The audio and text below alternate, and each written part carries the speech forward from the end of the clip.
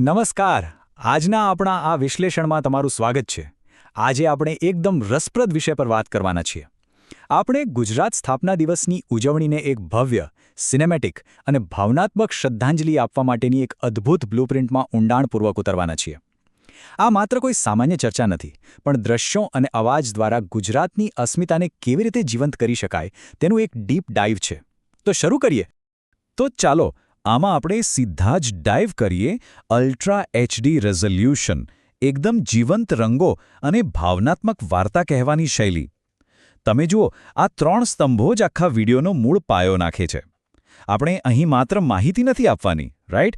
આપણે તો અત્યંત ઉચ્ચ ગુણવત્તાવાળા દ્રશ્યો દ્વારા જોનારના હૃદયને સીધો સ્પર્શ કરવાનો છે. એક એવો અનુભવ બનાવવાનો છે જે લોકો લાંબા સમય સુધી ભૂલી ન શકે. વિભાગ 1, સિનેમેટિક વિઝન અને સૌંદર્યશાસ્ત્રનું નિર્માણ. અહીંથી ખરેખર દ્રશ્યોની શરૂઆત થાય છે. હવે ચાલો આગળ વધીએ અને જોઈએ કે આ બધું કેવી રીતે એક સાથે બિલ્ડ થાય છે. તમે જ કલ્પના કરો, સૌથી પહેલાં એક હૂંફાળી સોનેરી રોશની જે દ્રશ્યોમાં એકદમ ઉષ્મા અને નમ્રતા ભરી દે. પછી આકાશમાંથી એરિયલ ડ્રોન વ્યૂ દ્વારા ગુજરાતની વિશાળતા બતાવવામાં આવે. ધીમી ગતિના એટલે કે સ્લો મોશન શોટ્સ દ્વારા દરેક મહત્વની ક્ષણને એકદમ ભવ્ય બનાવવામાં આવે. અને આ બધાને જોડતું સ્મૂથ ટ્રાન્ઝિશન. આ બધી જ ટેકનિક્સ ભેગી મળીને એક જાદુઈ સિનેમેટિક ફ્લો ઊભો કરે છે. વિભાગ 2, આઇકોનિક સીમાચિહ્નો અથવા તો ભૌતિક અવકાશ. હવે સૌંદર્યશાસ્ત્ર નક્કી કર્યા પછી આપણે સીધા જ જમીન પર ઉતરીએ છીએ. અહીં મૂળ સ્રોત ગુજરાતની ઓળખ સમાન આ 4 ભવ્ય સ્થાનોને ખાસ હાઇલાઇટ કરે છે. સાબરમતી આશ્રમની પરમ શાંતિ, સ્ટેચ્યુ ઓફ યુનિટીની ગગનચુંબી ભવ્યતા, ગીરના જંગલમાં વિહરતા આપણા ડાલામથ્થા સિંહોનું ગૌરવ અને હા, કચ્છના સફેદ રણની અદ્ભુત નયનરમ્ય સુંદરતા. આ માત્ર ફરવાના સ્થળો નથી, પણ આ ગુજરાતની સદીઓ જૂની ભૌગોલિક અને ઐતિહાસિક અસ્મિતા છે. આ દ્રશ્યો દર્શકોના મનમાં એક ઊંડો આદર જગાડે છે. વિભાગ 3, જીવંત સંસ્કૃતિ અને પરંપરાઓ. એક ઊર્જાવાન ભાવના. ભૌતિક સ્થાનોથી આગળ વધીને હવે આપણે ગુજરાતના ધબકતા સાંસ્કૃતિક હૃદય તરફ વળીએ છીએ. હવે આ સ્લાઇડ વિશે ખરેખર રસપ્રદ બાબત એ છે કે તે કેવી રીતે પ્રદેશની ઊર્જાને સીધી સ્ક્રીન પર લાવી દે છે. પરંપરાગત ગરબાની મનમોહક લય, ગુજરાતી સંસ્કૃતિના એકદમ તેજસ્વી રંગો, બેનમૂન પ્રાદેશિક હસ્તકલા અને આપણા ઉત્સાહથી છલકાતા જીવંત તહેવારો.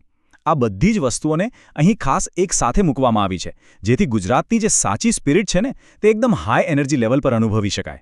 વિભાગ 4, ધબકાર, ગુજરાતના લોકો. કારણ કે સાચા અર્થમાં ગુજરાતની ઉજવણી તો અહીંના નાગરિકોથી જ થાય છે ને. અને આ સ્લાઇડ બહુ જ શાનદાર રીતે દર્શાવે છે કે કેવી રીતે પરંપરા અને આધુનિકતાનું બેલેન્સ થાય છે. એક તરફ આપણા રાજ્યનો આધારસ્તંભ એવા ખડતલ અને મહેનતુ ખેડૂતો છે જે માટી સાથે જોડાયેલા છે, તો બીજી તરફ અમદાવાદ જેવા શહેરોનું ગતિશીલ, આધુનિક અને ધમધમતું જીવન છે. ગામડાના મૂળિયા અને શહેરની ઊંચી ઉડાન. આ બંનેનું અદ્ભુત સંતુલન જ ગુજરાતના લોકોનું સંપૂર્ણ ચિત્ર રજૂ કરે છે. વિભાગ 5, દેશભક્તિપૂર્ણ ગ્રેન્ડ ફિનાલે, અવાજ અને શબ્દો.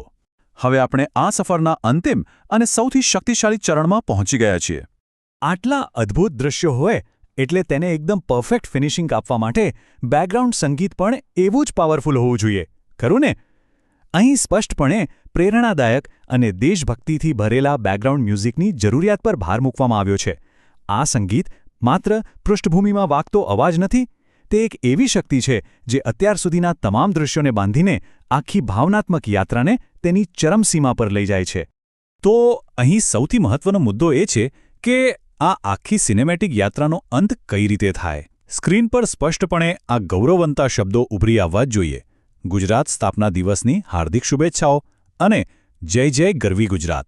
આ શબ્દો વિડીયોને એકદમ પરફેક્ટ રીતે પૂરો કરે છે અને દરેક ગુજરાતીના હૃદયમાં એક ગર્વની લાગણી પ્રસ્થાપિત કરે છે. આજના વિશ્લેષણના અંતે તમારા મનમાં પણ એક વિચાર ચોક્કસ આવતો હશે કે એક વ્યવસ્થિત, સિનેમેટિક અને દૃશ્ય આધારિત વાર્તા કહેવાની શૈલી આપણી સાંસ્કૃતિક ઉજવણીઓને વ્યાખ્યાયિત કરવામાં કેટલી પાવરફુલ હોઈ શકે છે. ઇતિહાસ, સંસ્કૃતિ અને આધુનિકતાને જ્યારે આ રીતે સ્ક્રીન પર ઉતારવામાં આવે ત્યારે તે આવનારી પેઢીઓ માટે કાયમી વારસો અને સ્મૃતિ બની જાય છે. આજના વિશ્લેષણમાં જોડાવા બદલ ખૂબ ખૂબ આભાર. આશા છે કે આ સિનેમેટિક યાત્રા તમને ખૂબ જ રોમાંચક લાગી હશે.